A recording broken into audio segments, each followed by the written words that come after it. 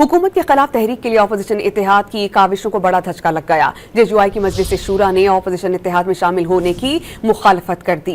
इस्लामाबाद में press conference में मौलाना फजल रहमान ने दो टोक अल्फाज में वाज़ेह कर दिया कि हिज़्ब इख्तिलाफ की जमातों का कोई इत्तेहाद नहीं, सिर्फ राब्ते हैं। नए इंतखाबात का मुतालबा भी दोहरा दिया। दावा किया कि मौजूद असम्बलियों को अवामी नुमाइंदा नहीं कह सकते। कोई अभी तक बाज़ाब्ता कोई मुअस्सर इत्तेहाद तो मौजूद नहीं है, लेकिन हम बाहमी राब्ते को बरकरार रखेंगे।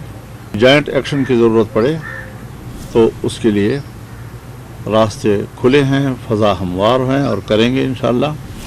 लेकिन बाकायदा एक अपोजिशन का कोई बड़ा इत्तेहाद कायम करना, उस पर हमारी जनरल कौंसिल ने, हमने उनके सामने सारी बात रखी, लेकिन कौंसिल इस पर अभी आमादा नहीं है। Science and minerals bill Jamiat Ulama इस्लाम की जनरल कौंसिल ने उसको मुसरत कर दिया। हमारे बलूचिस्तान असम्बली में हमारे कुछ पार्लिमानी मेंबरान ने उसको वोट दिया है। उनसे बाज़ाब्ता तौर पर वजाहत तलब कर ली गई।